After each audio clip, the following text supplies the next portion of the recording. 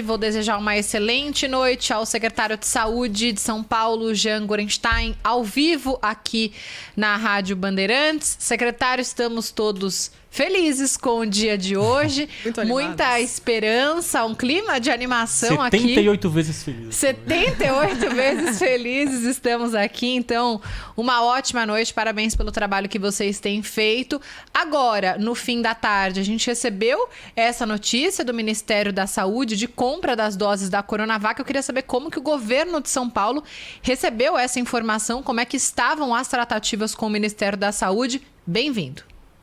Muito obrigado, eu quero agradecer a vocês que também nos apoiaram, a toda a população que também ajudou, não só com a torcida, mas também colocando as suas opiniões para que a gente possa impedir que pessoas continuem morrendo. É só assim que nós vamos impedir que milhares de pessoas todos os dias morram no nosso país e que nós possamos retomar as nossas vidas, reconstituir os nossos sonhos, abraçar as pessoas que estão à nossa volta, que nós estamos precisando disso. Então, isso é um alento muito grande. Então, desde julho, quando começaram os testes, também começaram as tratativas junto ao Ministério da Saúde.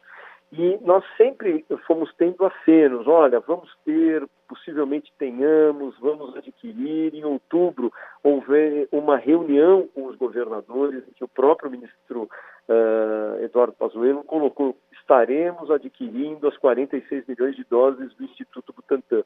Mas no dia seguinte foi desfeita essa tratativa e dessa maneira nós continuamos lutando, entendendo que o Brasil ele não precisava de vacina, ele precisa de vacinas. Quanto mais vacinas, mais chance de nós protegermos brasileiros. E dessa maneira, claro que chegamos num ponto que tivemos a dupla felicidade. Uma de ter o resultado dos 78% a 100% de eficácia da vacina e, por outro lado, também pudemos ter aí sim, uma tratativa muito mais robusta, muito mais concreta do Ministério da Saúde para a aquisição das vacinas do Instituto Butantan. Isso significa, secretário, Lana Canepa falando aqui, que agora a data de início da vacinação, que seria 25 de janeiro para o estado de São Paulo, agora depende do Ministério da Saúde, né? Na verdade, se a data de vacinação se antepuser, ou seja, for muito mais antecipada, por exemplo, dia 20, ótimo, então nós estaremos juntos. Agora, se esse início da vacinação ocorrer muito mais para o fim de fevereiro, início de março, nós não podemos esperar. Então, a nossa fração de Estado de São Paulo será iniciada para o dia 25 de janeiro, em que iniciaremos a vacinação para os profissionais da saúde e para os idosos. Nós temos que entender que, especialmente os idosos, eles correspondem a 77% das pessoas que morrem por Covid-19. Então, nós não podemos, isso é a luta pela vida. Então, nós aí sim anteciparemos essa vacinação para o dia 25 mesmo. Mas vamos ter essa tratativa com o governo federal para que o Programa Nacional de Imunização comece o quanto antes para nós protegermos os brasileiros das diversas partes do nosso país.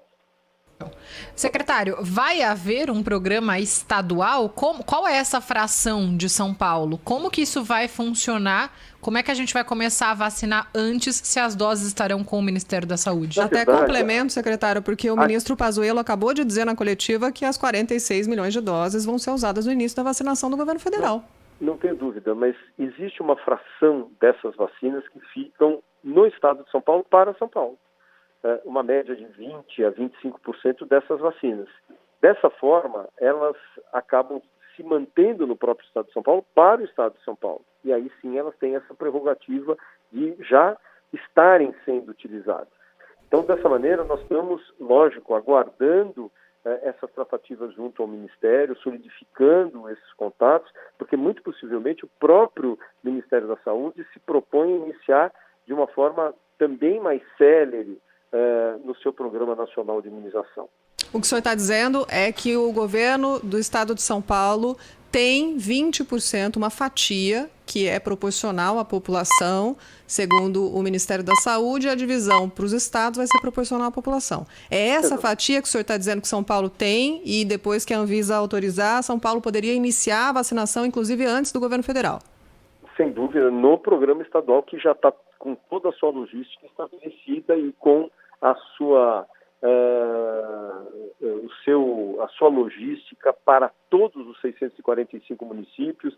Isso está também relacionado com a presença de insumos, então de agulhas, de seringas, de geradores, para manter a câmara de frio, que nós chamamos, que é a distribuição adequada das vacinas, desde a saída da fábrica do Butantan até cada uma dos pontos de vacinação, mantendo aquela rede de frio de 2 a 8 graus e, dessa maneira, estabelecendo a qualidade da vacina que será distribuída para todo o estado.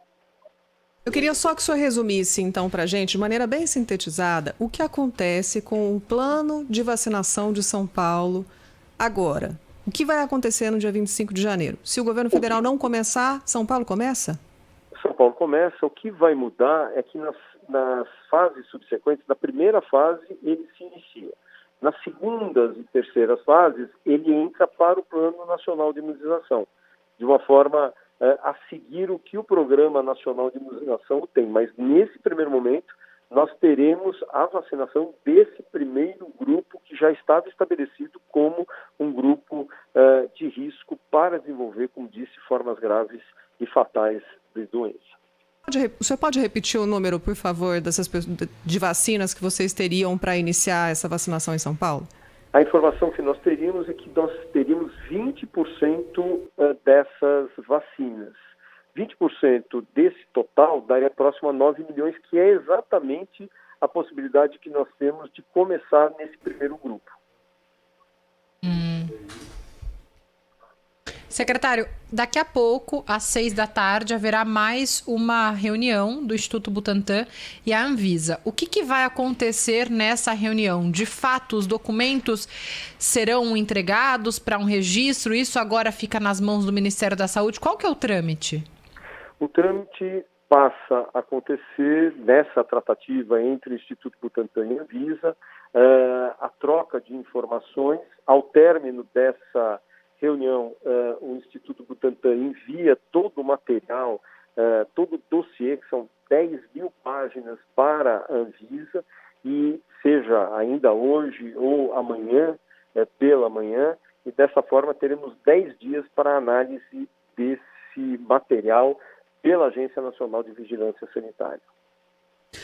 Só para ficar claro, secretário, eu vou voltar um pouquinho, desculpa. A questão do Plano Nacional de Vacinação e agora o Plano Estadual de Vacinação, porque depois da coletiva do Pazuello, a sensação que a gente teve era que acabou o Plano São Paulo, que agora vai ser um Plano Nacional de Vacinação. O governo de São Paulo não é obrigado a entregar todas essas 46 milhões de doses, ou vocês vão ficar com parte dessas 9 milhões de doses para iniciar um plano paralelo, caso a Anvisa aprove o registro emergencial da vacina? Entenda que essas vacinas serão entregues para o Ministério da Saúde. Elas serão, então, alocadas no depósito do Ministério da Saúde em São Paulo e distribuídas para os estados. E, dessa maneira, a fração que é detetora do estado será, sim, utilizada de uma forma mais precoce. Caso, volto e ressalto, caso o Programa Nacional de Imunização se retarde para iniciar. Então, o que a gente estava falando aqui fora do ar, para ver se ficou certo. 46 milhões de doses na mão do Ministério da Saúde. Recebe essa fração de 9 milhões de doses. Dia 25 de janeiro, se não tiver começado pelo Plano Nacional, São Paulo entra em vigor com o Plano São Paulo de vacinação, certo? Sem dúvida, para a primeira fase.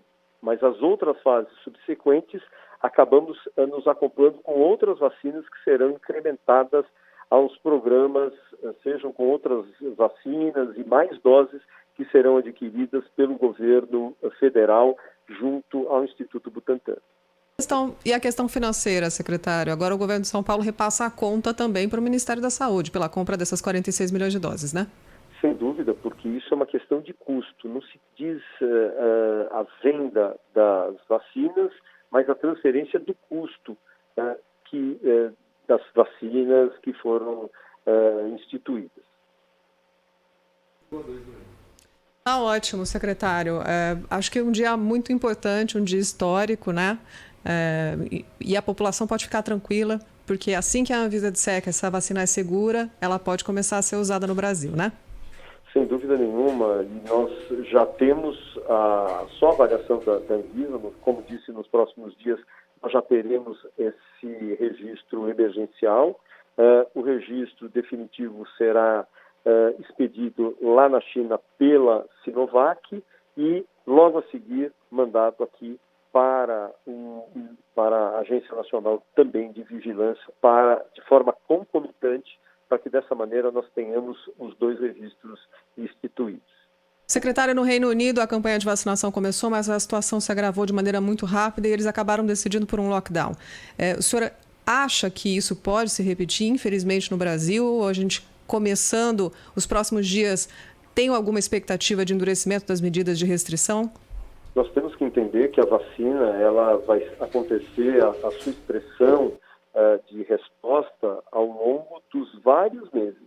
É isso que vai mostrar com que a gente comece a diminuir o número de casos graves e de internação, mas nós teremos a nítida expressão disso à medida que pudermos vacinar um grande número de pessoas. Por isso precisamos muitas vacinas. Eu sempre reforço a necessidade de várias vacinas, não só do Instituto Butantan, mas da Astra, com a Fiocruz, com a Oxford, e também Moderna, Pfizer. Quanto mais vacinas tivermos, muito melhor para que nós possamos então vacinar. Dessa maneira, começaremos a vacinar agora, mas durante os 2 a 3 próximos meses enfrentaremos períodos muito graves no país de forma geral.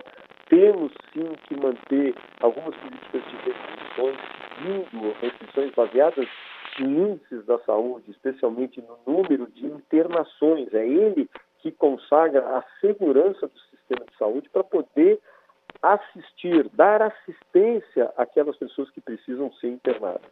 Então é fundamental que, se eu tiver uma ocupação muito alta do sistema de saúde, eu tenho que fazer restrição das pessoas de serviços e de horários, fazendo com que as pessoas saiam menos, se aglomerem menos e junto com elas o próprio vírus esteja envolvido. Então, essa é uma forma de proteger a sociedade e o cidadão de forma geral. Alguma expectativa para a reclassificação de amanhã, secretário? Nós estamos aguardando um término dos índices para que a gente possa instituir as medidas cabíveis para todas as regiões do Estado. Mas, é claro que o senhor não pode aqui nos adiantar, nos antecipar, mas tem olhos atentos para o interior de São Paulo, que tem um disparo no número de casos e falta de leitos em algumas regiões, né? Sem dúvida. É muito bom que vocês acompanham concomitantemente e dão subsídio às nossas necessidades. Lembrando que não é a necessidade do governo, é a necessidade de nós, governantes, garantirmos a saúde da nossa população. E só assim nós conseguimos alertar a população sobre os riscos que elas correm, muitas vezes, de um colapso do sistema de saúde. Jean Gorenstein, secretário estadual de saúde de São Paulo, num dia muito importante aqui conosco, ao vivo na Rádio Bandeirantes. Secretário, muito obrigada. Até uma próxima. Parabéns pelo trabalho. Muito obrigado, parabéns, mas eu quero agradecer também a vocês que sempre lutaram em levar a informação correta, quebrando as falsas notícias, estimularam a população a fazer o distanciamento social, usar a máscara, evitar aglomerações, e agradecer a população, que sempre colaborou com a gente também em atender e acolher os nossos pedidos de ficar em casa enquanto arrumávamos a saúde, mas nós ainda temos uma jornada ainda muito longa. Precisamos da população nos ajudando.